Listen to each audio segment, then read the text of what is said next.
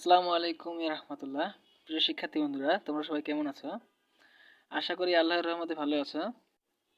আজকে আমি নবম-দশম শ্রেণীর পদার্থবিজ্ঞানের প্রথম অধ্যায় ভৌত রাশি ও পরিমাপ এই অধ্যায়টি নিয়ে আলোচনা করব। আশা করি ক্লাসটি সবার উপকারে আসবে। আজকে শুধুমাত্র আলোচনা করব। প্রথমে আমরা জানি যে পদার্থবিজ্ঞান হলো বিজ্ঞানের একটি প্রাচীনতম শাখা এবং মৌলিক শাখা। এটা সম্পর্কে আগে জানা লাগবে। যদি প্রশ্ন আসে যে পদার্থবিজ্ঞান কি, তাহলে কি বলবো? পদার্থবিজ্ঞান হলো বিজ্ঞানের একটি প্রাচীনতম এবং সবচেয়ে মৌলিক শাখা, যে শাখা থেকে অন্য সকল শাখার উৎপত্তি। পদার্থবিজ্ঞানে আলোচনা করা হয় কি বিষয় নিয়ে যদি বলা হয়, তাহলে পদার্থবিজ্ঞানে আমরা কি আলোচনা করি? বিভিন্ন ধরনের পদার্থ নিয়ে আলোচনা করি। যেমন এটা হচ্ছে একটা পদার্থ, কলমটা। এই পদার্থটা কিভাবে তৈরি? এই পদার্থটার মধ্যে অনুপ্রমাণ আছে, এগুলোর মধ্যে শক্তি আছে। তাহলে আমরা হচ্ছে এই কলমটা বা পদার্থটাকে নিয়ে আলোচনা করি এবং এটার মধ্যে যে অনুপ্রমাণগুলোর মধ্যে যে শক্তি আছে সেই শক্তি নিয়ে আলোচনা করি। তাহলে ওই শক্তি আর এই পদার্থটার মধ্যে যে একটা সম্পর্ক আছে সেই সম্পর্ক নিয়ে আলোচনা করা হয় এই পদার্থবিজ্ঞানে। তাহলে প্রত্যেকটা পদার্থ এবং পদার্থের মধ্যে যে আন্তঃসম্পর্ক আছে বা শক্তি আছে, এই শক্তির যে সম্পর্ক ওই পদার্থটার সাথে, সেগুলোর বিষয় নিয়ে আসলে এই পদার্থবিজ্ঞানে আলোচনা করা হয়। পদার্থবিজ্ঞানের পরিসর যদি সম্পর্কে জানি আমরা, পদার্থবিজ্ঞানের পরিসর হচ্ছে বিশাল, সুবিশাল। এখান থেকে যেহেতু সব শাখা তৈরি, তাই হচ্ছে পদার্থবিজ্ঞান অনেক বড় মাপের একটা ক্ষেত্র। ক্ষেত্র বলতে বা পরিসর বলতে বোঝায় পদার্থবিজ্ঞানটা কত দূর পর্যন্ত বিস্তৃত, সেটা বুঝি। পদার্থবিজ্ঞানের মধ্যে দুই ধরনের পদার্থবিজ্ঞান আছে। একটা হচ্ছে চিরায়ত পদার্থবিজ্ঞান আর একটা হচ্ছে আধুনিক পদার্থবিজ্ঞান। চিরায়ত পদার্থবিজ্ঞান বলতে আদিকালের যে পদার্থবিজ্ঞানের, সেটা হচ্ছে তোমার হচ্ছে চিরায়ত পদার্থবিজ্ঞান। আর বর্তমানে যে পদার্থবিজ্ঞান নিয়ে আমরা আলোচনা করি বা পাঠ করি, সেটা হচ্ছে তোমার আধুনিক পদার্থবিজ্ঞান। পদার্থবিজ্ঞানের পাঠের উদ্দেশ্য দেখে এখন পদার্থবিজ্ঞানের পাঠের উদ্দেশ্যটা মূলত কি? পদার্থবিজ্ঞানের পাঠের উদ্দেশ্যের আমরা আগে আদি পর্বগুলো জেনে নিই। যে পদার্থবিজ্ঞানের পর্ব আছে অনেকগুলো। একটা হচ্ছে আদি পর্ব, সেটা হচ্ছে আদিকালে যেটা হয়েছিল। আর একটা মধ্যযুগে পদার্থবিজ্ঞানের উন্নতি হয়, আর বর্তমানে আধুনিক যুগ, এই যুগে পদার্থবিজ্ঞানের উন্নতি হয়। আদি যুগের মধ্যে অনেকগুলো ভাগ ছিল। সেখানে আমরা দেখতাম যে গ্রিক সভ্যতা, ভারতবর্ষ, চীন এবং মুসলিম সভ্যতাগুলো পদার্থবিজ্ঞানের উন্নতি করেছে। গ্রিক সভ্যতার মধ্যে অনেকগুলো বিজ্ঞানী ছিল, যেমন হচ্ছে Thales, Pythagoras, Democritus, Aristotle, Archimedes. এরা হচ্ছে গ্রিক সভ্যতার বিজ্ঞানী। তারপরে পরবর্তীতে আসলো আর্যভট্ট, মহাবীর। এরা হচ্ছে ভারতবর্ষের বিজ্ঞানী। আর বর্তমানের দিকের বিজ্ঞানী হচ্ছে তোমার সত্যেন্দ্রনাথ বসু, আইনস্টাইন, হাইজেনবার্গ। আর মধ্যযুগের সময় যে বিজ্ঞানীগুলো ছিল তারা হচ্ছে কোপার্নিকাস, গ্যালিলিও, নিউটন, এদের মতো বিজ্ঞানীগুলো। মধ্যযুগে আসলে পদার্থবিজ্ঞানের সবচেয়ে বেশি অগ্রসর হয়েছিল, এই কারণে হচ্ছে পদার্থবিজ্ঞান আজকে আধুনিক পর্যন্ত এই পর্যন্ত এসেছে। পদার্থবিজ্ঞানের পাঠের উদ্দেশ্য দেখি এখন। পদার্থবিজ্ঞানের পাঠের উদ্দেশ্যটা আসলে কি? পদার্থবিজ্ঞানের পাঠের উদ্দেশ্য হলো তোমার পদার্থবিজ্ঞানের যে প্রকৃতির নিয়মগুলো, সেই নিয়মগুলো সম্পর্কে জানা। প্রকৃতিতে যে ঘটনাগুলো ঘটে, এই প্রকৃতির ঘটনাগুলো সম্পর্কে জানা, ঘটনা বা নিয়ম সম্পর্কে জানা।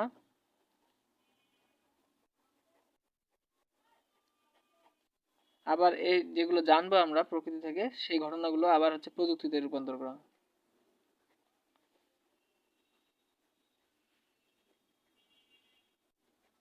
এই প্রকৃতির এই ঘটনাগুলো বা নিয়মগুলো জানার পরে আমরা হচ্ছে যে প্রযুক্তিগুলো তৈরি করব, এই প্রযুক্তিগুলো তৈরি করা এবং এইটা সম্পর্কে জানা। আগের যে ঘটনা বা প্রকৃতির যে ঘটনা, সেটা সম্পর্কে আমরা আগে জানবো, জানার পর তার নিয়মগুলো পড়বো, সেই নিয়ম অনুযায়ী আমরা নতুন নতুন কি করব, প্রযুক্তি তৈরি করব। এটা হচ্ছে পদার্থবিজ্ঞানের পাঠের উদ্দেশ্য। এখন আমরা দেখব রাশি। রাশি আসলে হয় অনেক প্রকার। রাশি কি এই জিনিসটা আগে জানি। এই মহাবিশ্বে যা কিছু পরিমাপ করা যায়, যেমন আমি যদি এই কলমটা পরিমাপ করতে যাই, এটা আমরা হচ্ছে দৈর্ঘ্য প্রস্থ পরিমাপ করতে পারবো। আবার এই কলমটার আমরা হচ্ছে ওজন পরিমাপ করতে পারবো। এই কলমটাতে কতগুলো অণু আছে, কতগুলো পরমাণু আছে, সেগুলো আমরা পরিমাপ করতে পারবো। তাহলে এইগুলা হচ্ছে তোমার রাশি। এক কথায় যে জিনিসটা পরিমাপ করা যাবে। তাহলে মহাবিশ্বের যা কিছু পরিমাপ করা যায়,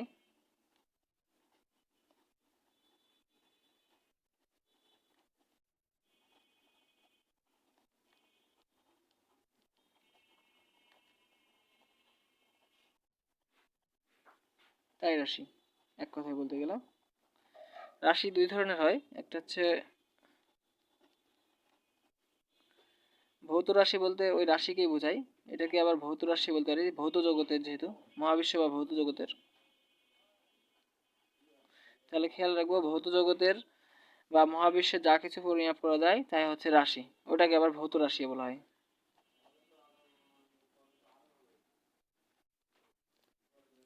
রাশি দুই ধরনের হয়,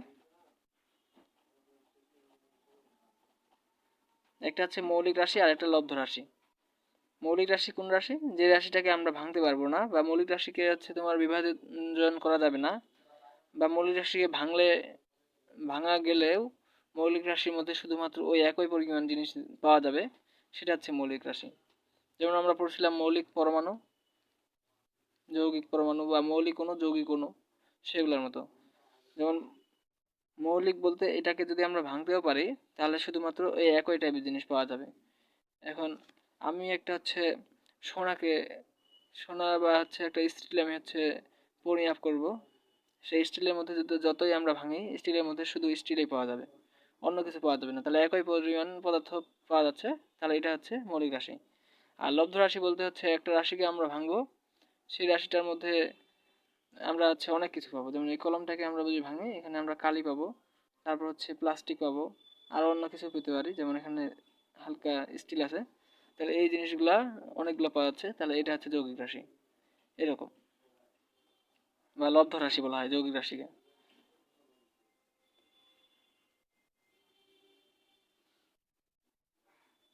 তারপর আমরা একটু জেনে নেই যে পদার্থবিজ্ঞানের সাথে অন্য শাখাগুলোর সম্পর্ক। পদার্থবিজ্ঞানের সাথে সকল শাখারই সম্পর্ক আছে।